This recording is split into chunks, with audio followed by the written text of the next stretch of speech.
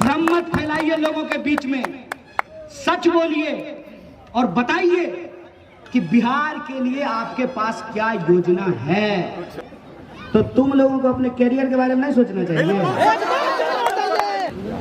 जो लोग जात और धर्म के नाम पे आपसे वोट मांग रहा है, और जब इंसान आपस में लड़ते हैं तो शैतान गद्दी पर काबिज हो जाते हैं। इस बात को मत भूलिएगा।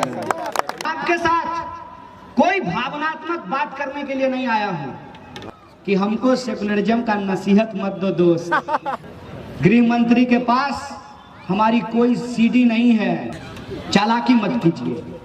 दूध से दही बनाना चाहते हैं तो वो जोरन कांग्रेस पार्टी ही हो सकता है। हमको दर्द नहीं होता है। जात पात के नाम पर लोगों को गुमराह करना बंद कीजिए। सालों साल से तो आप वोट दे ही रहे हैं। आप सोचिए ना, मंत्री थे, दुखद मौत हुई उनकी कोरोना से। रिकॉर्ड करके रख लीजिएगा मोबाइल में। जब मैं 2019 का चुनाव लड़ रहा था, यहाँ तमाम मंच पे बैठे हुए लोग हैं, हमारे सामने सिर्फ भाजपा नहीं लड़ रही थी, विपक्ष के लोग भी कैंडिडेट दिए थे। बिल्कुल बिल्कुल। हमने आरजेडी के लिए भी प्रचार किया, हमने सीपीआई के लिए भी प्रचार किया, हमने कांग्रेस के लिए भी प्रचार किया, क्योंकि हम चाहते थे कि इस देश में सांप्रदायिक और जातिवादी शक्तियों को हराया जाए। Subscribe to our YouTube channel and press the bell icon to get the latest updates. दोस्तों, तो मैं ये कह रहा था कि इस देश की एकता और अखंडता के लिए एक ऐसी सोच की जरूरत है जो सोच किसी एक चीज के बनिस्पत, एक चीज के मुकाबले बहुतों को अपने आप में समेट सके।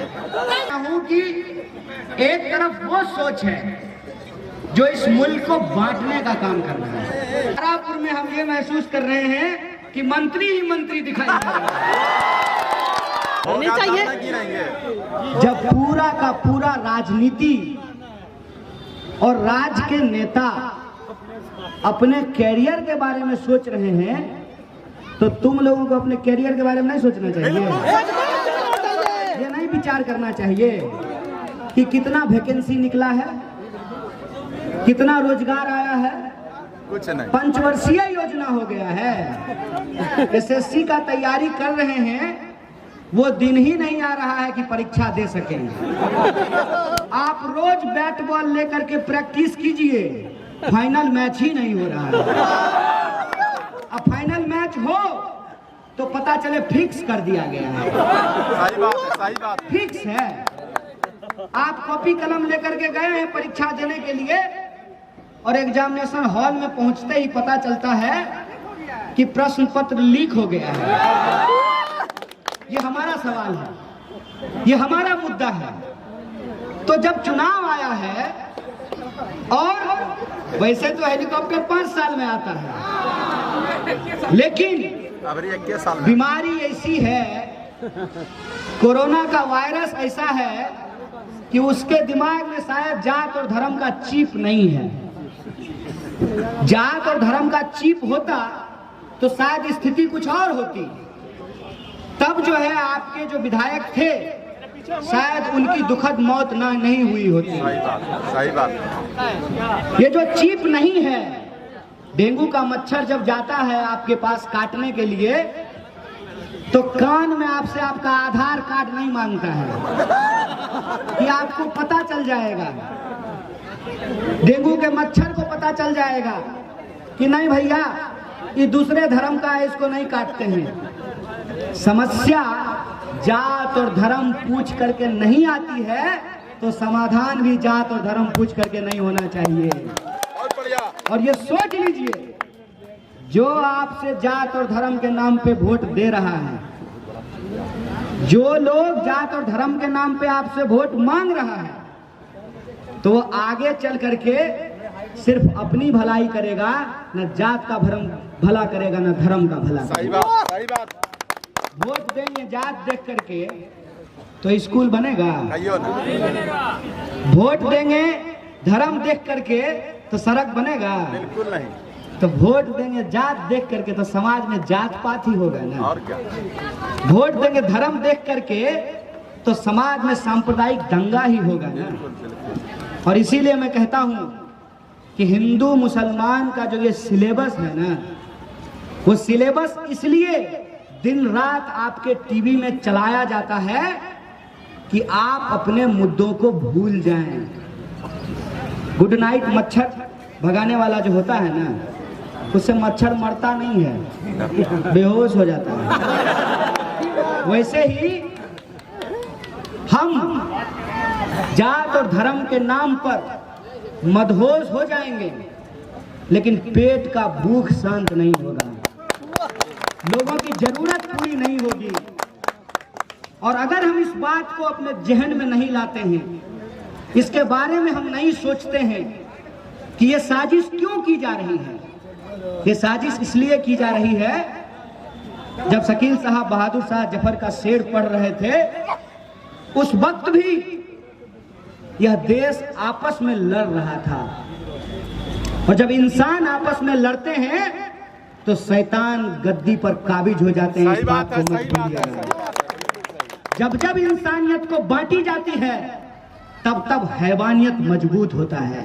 सही बात। और ये काम 200 साल तक अंग्रेजों ने किया है इस देश में। 200 साल तक इंसान को आपस में लड़ाया, किसानों को उनसे जबरदस्ती खेती करवाई। किसान कहते थे कि हम अनाज उगाएंगे, आप अगर हमारा अनाज नहीं खरीदिएगा तो कम से कम उस अनाज को खा करके अपने बाल बच्चों का पेट तो पाल सकते हैं। अंग्रेज हंटर लेकर के किसानों के ऊपर घोड़े दौड़ाते थे और कहते थे कि तुमको नील की खेती करनी पड़ेगी।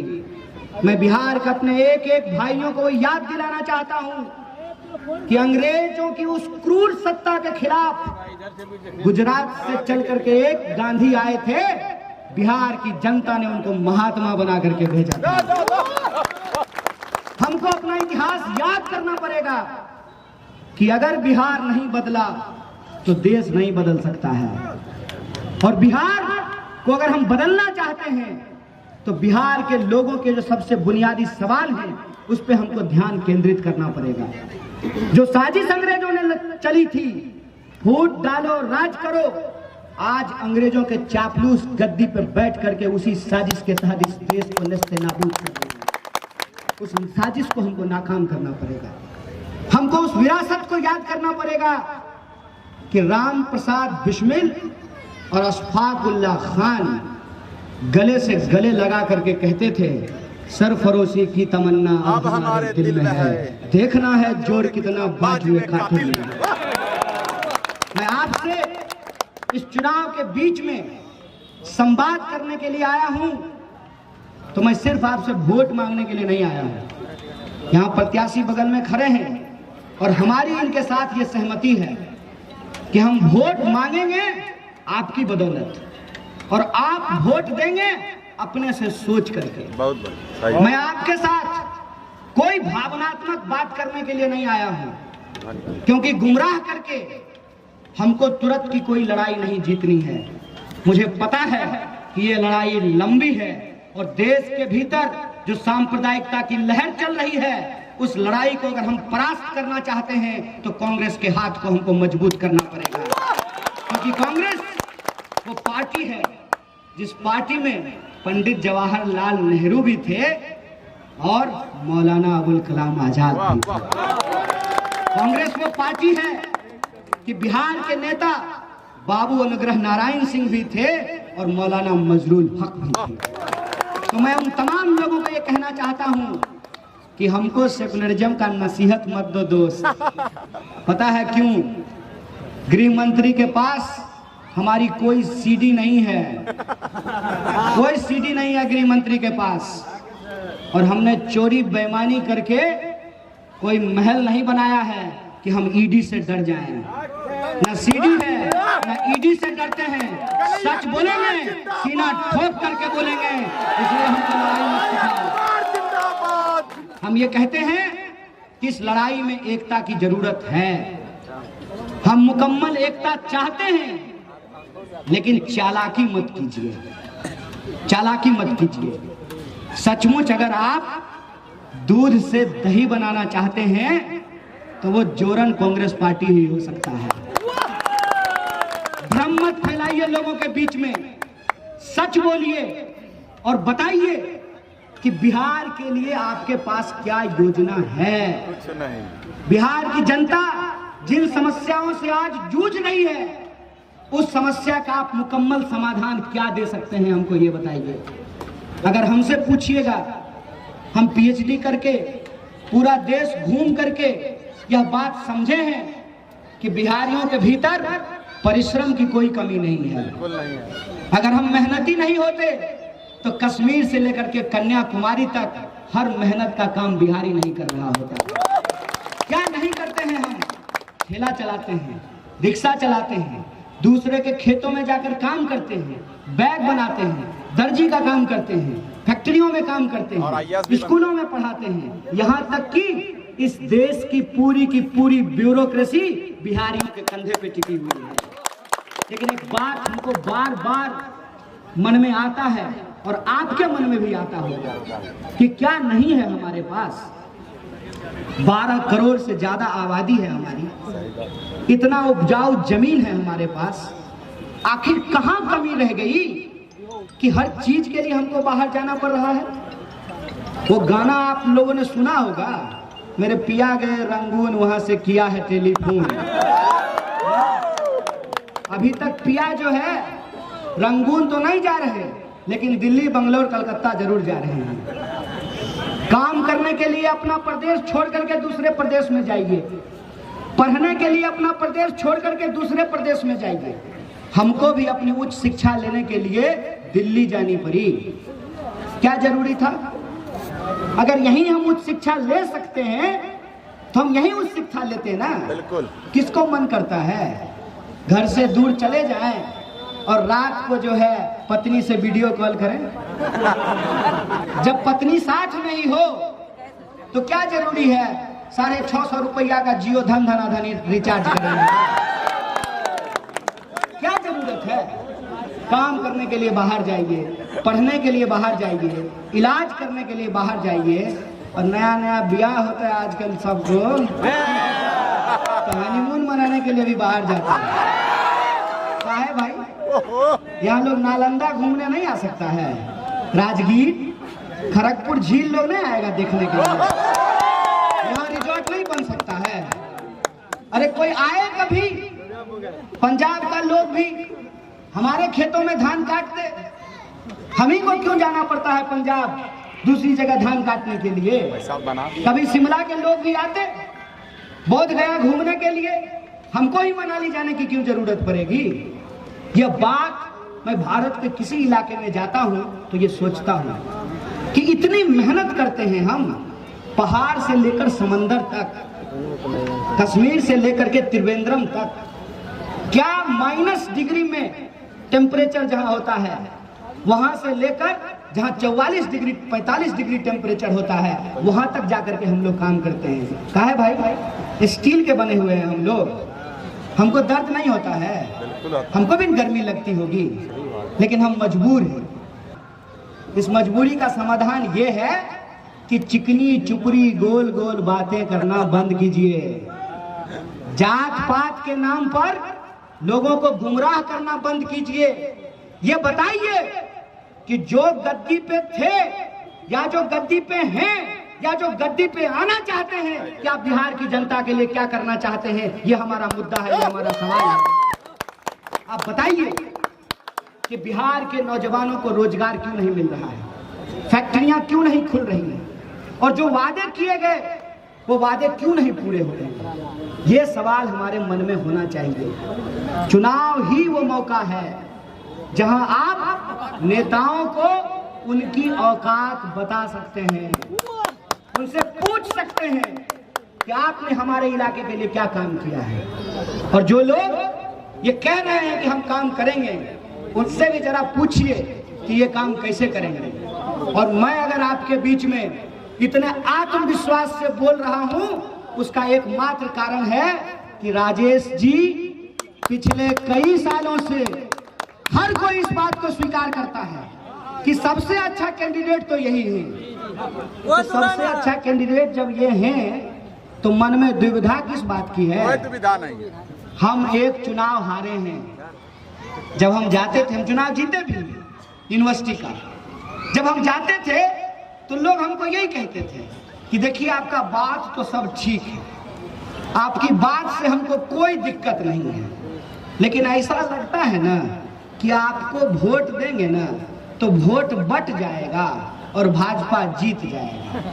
तो हम कहते थे सुनिए, वोट को अगर आप बांट दीजिएगा ना तो भाजपा जरूर जीत जाएगा, लेकिन हमको एक बात बताइए कि पूरा इलाका अगर ये तय कर ले कि हमको अपना प्रतिनिधि ऐसा चाहिए जो पढ़ा लिखा हो, जो किसी का जाति या धर्म देख करके नहीं, लोगों की जरूरत देख करके मदद करता हो, जिसके पास एक सोच हो, एक समझ हो कि बुजुर्गों की मदद कैसे की जा सकती है, लड़कियों को शिक्षा में मदद कैसे किया जा सकता है।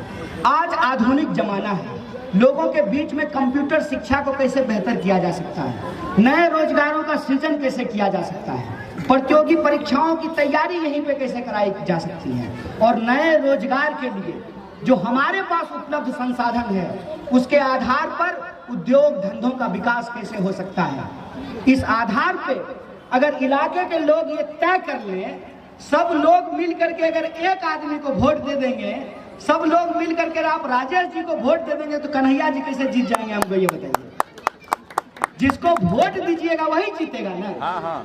तब जानते हैं लोग क्या कहता था, लेकिन जानते हैं वोट बर्बाद हो जाएगा, लेकिन भीतरे भीतर भी कुछ हो जाता है। तो वोट ऐसे आपका आवाज हो गया। सालों साल से तो आप वोट दे ही रहे हैं। आप सोचिए ना, मंत्री थे, दुखद मौत हुई उनकी कोरोना से। सही बात। जब मंत्री जी को बेड नहीं मिला तो आपको हमको कौन पूछ रहा है? बिल्कुल सही बात। बोलिए। तो वोट आबाद हो गया था कि वोट बर्बाद ही हो गया था?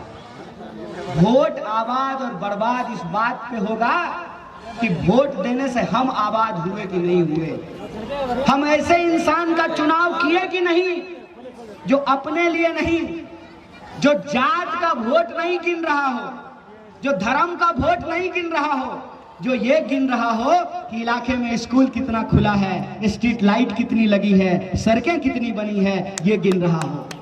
यह बात मैं आपसे कहने के लिए आया हूं। मुझे नहीं पता कि आपको यह बात कितनी सच लगती है, लेकिन मैं एक बात रिकॉर्ड करके रख लीजिएगा मोबाइल में, सच्चाई के साथ आपके सामने साझा कर रहा हूं कि मौका दीजिए। मौका नहीं देंगे ना तो लड़ने वाले लोग हताश और निराश हो जाते हैं। इसीलिए जब आप कोई मैच देखते हैं टीवी पर, क्रिकेट मैच अभी होने वाला है, तो हमारे आपके टीवी के सामने बैठकर ताली बजाने से जो खिलाड़ी है उसका परफॉर्मेंस जो है वो सीधे रूप से प्रभावित नहीं होता है, लेकिन अप्रत्यक्ष रूप से प्रभावित होता है। अगर आप हौसला अफजाई करते हैं तो लड़ने वाले का मनोबल ऊंचा होता है। हम आपसे और कुछ नहीं चाहते हैं, हम चाहते हैं कि आपको अगर हमारी लड़ाई में भरोसा है तो तहे दिल से हमारा पीठ थपथपाइए, और हम वादा करते हैं कि इन तमाम दंगाइयों को अगर नाक नहीं लग रहा तो हमारा नाम बदल दीजिएगा। और एक बात और, हमको एकता में भरोसा है और हम अपने व्यक्तिगत हित को पीछे रख करके, जब मैं 2019 का चुनाव लड़ रहा था, यहाँ तमाम मंच पे बैठे हुए लोग हैं, हमारे सामने सिर्फ भाजपा नहीं लड़ रही थी, विपक्ष के लोग भी कैंडिडेट दिए थे। बिल्कुल बिल्कुल सही बात। लेकिन हमने अपने मुंह से आज तक विपक्ष के किसी भी नेता के खिलाफ, किसी भी पार्टी के खिलाफ एक शब्द नहीं बोला है। सही बात। क्योंकि हमारी समझ ये है कि हम राजनीति में व्यक्तिगत हित के लिए नहीं आए हैं, जनहित और देश का हित सर्वोपरि है हमारे लिए। और उस वक्त जब हम उस लड़ाई में थे, एकता की जरूरत महसूस करते हुए, उसमें हमारी तात्कालिक संख्या के आधार पे हार हुई, लेकिन हमने लड़ना नहीं छोड़ा है। और ठीक 1 साल बाद 2019 का चुनाव हुआ था, 2020 में जब विधानसभा का चुनाव हो रहा था, हमने तमाम पार्टी के लिए चुनाव प्रचार किया। हमने आरजेडी के लिए भी प्रचार किया, हमने सीपीआई के लिए भी प्रचार किया, हमने कांग्रेस के लिए भी प्रचार किया, क्योंकि हम चाहते थे कि इस देश में सांप्रदायिक और जातिवादी शक्तियों को हराया जाए। इसीलिए हमको जिनकी वजह से हार मिली, उस हार को भुला करके इस देश की जनता और इस प्रदेश की जनता को जिताने के लिए हम एकता के साथ खड़े हुए। हमने एकता नहीं तोड़ी है, लेकिन ये बात आप लोगों को भी अपने आंख में रखनी पड़ेगी कि बिहार का अगर हम भला चाहते हैं तो हमको बदलाव के विकल्प को सावधानी से चुनना पड़ेगा। और जब अगर बदलाव के विकल्प को आप सावधानी से चुन रहे हैं तो एक बात को ध्यान में रखिएगा कि हमको कांग्रेस जैसी पार्टी की जरूरत हमेशा होगी। और हमको कांग्रेस जैसी पार्टी की जरूरत हमेशा इसलिए होगी कि इतिहास गवाह है। तमाम दल, मैं किसी एक दल पे कोई प्रहार नहीं कर रहा हूं, तमाम दल का इतिहास ये है, वो कभी ना कभी भाजपा के साथ गए हैं। एकमात्र पार्टी कांग्रेस पार्टी कभी भाजपा के साथ हाथ नहीं मिलाई है। इसमें कोई दो राय नहीं है कि कुछ लोग अपने निजी स्वार्थ के लिए कांग्रेस पार्टी को छोड़ करके भाजपा में शामिल हो जाते हैं, इसमें कोई दो राय नहीं है। लेकिन इस देश की जो तासीर है, जिसको हम कहते हैं विविधता में एकता, उस तासीर को अगर कोई पार्टी समझती है तो वो कांग्रेस पार्टी समझती है। और कांग्रेस पार्टी को बिहार में मजबूत करना, इस देश के भीतर धर्मनिरपेक्षता और सामाजिक न्याय और सामाजिक एकता को मजबूत करना है। ये बात हमको ध्यान में रखना पड़ेगा। हमको उस विरासत के लिए आपस में एक दूसरे का ढांढस बंधाना पड़ेगा, उनका हाथ पकड़ना पड़ेगा, क्योंकि हम उस मुल्क में भरोसा करते हैं जो एक रंग का फूल नहीं चाहता है, जो एक फूल नहीं चाहता है। हम हर रंग के फूल से गुलदस्ता बनाना चाहते हैं। हम चाहते हैं कि इस देश के भीतर चाहे मंदिर जाने वाला इंसान हो या मस्जिद जाने वाला इंसान हो, दोनों के लिए अस्पताल बने, दोनों के लिए स्कूल बने, दोनों के लिए सड़कें बने, दोनों के लिए रोजगार बने। ये हमारी लड़ाई है। और हमारी बात को जो घुमा फिरा करके गलत तरीके से रख रहे हैं, तो उनको मैं एक बात कहना चाहता हूँ, बिहार के इतिहास में एकमात्र पार्टी कांग्रेस पार्टी है जो कह सकती है कि क्या आगरा, क्या पिछड़ा, क्या अति पिछड़ा, क्या हिंदू, क्या मुसलमान, सबको नेतृत्व करने का अधिकार अगर किसी पार्टी ने दिया है प्रदेश को, तो वो कांग्रेस पार्टी है। हमारा इतिहास है और कोई ऐसा नहीं है जो इस इतिहास को बदल देगा। और इसीलिए हम किसी की लकीर मिटाने के लिए नहीं आए हैं। अपनी लकीर हम हाथ में रबर लेके नहीं घूम रहे हैं कि कोई पेंसिल से लकीर खींचेगा तो उसका लकीर हम मिटाते चलेंगे। हम शार्पनर लेकर के घूम रहे हैं। हम अपनी नोक को शार्प करेंगे, अपनी लकीर को बरी करेंगे, क्योंकि हमको यह लगता है कि आपसे आपकी पहचान नहीं मिट सकती है। जो लड़के बिहार से एएमयू पढ़ने के लिए जाते हैं, जामिया पढ़ने के लिए जाते हैं, जेएनयू पढ़ने के लिए जाते हैं, दिल्ली पढ़ने के लिए जाते हैं, या काम करने के लिए कश्मीर से कन्याकुमारी तक जाते हैं, उनसे पूछ लीजिएगा कि उनसे उनके बिहारी होने का आइडेंटिटी, पहचान नहीं मिटती है। चाहे हिंदू हो तब भी कहता है कि बिहारी हो, और मुसलमान हो तब भी कहता है कि बिहारी हो। अगर हम बिहारी हैं तो उस स्वाभिमान को हमको बढ़ाना पड़ेगा, और उस स्वाभिमान को हम तभी बढ़ा सकते हैं कि जो हमको गाली दी जा रही है, गोली दी जा रही है, उस परिस्थिति को हम बदल सकें। और अपने मुद्दे पर, अपना जो हमारा मुद्दा है, रोजी रोटी, कपड़ा, मकान, शिक्षा, स्वास्थ्य, सड़क, बिजली, पानी और आत्मसम्मान पर, इस पे हम जनप्रतिनिधियों का और लोगों के हक और अधिकार का जो सवाल है, उसको ध्यान में रख करके हमको एक ऐसे राजनीतिक विकल्प का चुनाव करना पड़ेगा जहां धर्म के नाम पे झगड़ा नहीं हो, जात की लड़ाई नहीं हो, सचमुच विकास कोई जुमला नहीं हो, विकास जमीन पे उतरे। यह बात मैं आपसे कहना चाहता हूं। इन्हीं शब्दों के साथ मैं आप तमाम लोगों से अपील करके अपनी बात को खत्म करूंगा कि अगर हमारी बात आपको सच्ची लगती है, ईमान वाली लगती है, तो आप सब लोग इसको स्वीकार करेंगे और जो हमारे प्रत्याशी हैं 4 नंबर पर जो इनका वोट है, इनका जो निशान है, उस पर आप अपना आशीर्वाद देंगे, अपनी दुआ देंगे, इसको कबूल करेंगे। बहुत बहुत शुक्रिया। इनकलाब जिंदाबाद, हमारे एकता जिंदाबाद। Subscribe to our YouTube channel and press the bell icon to get the latest updates.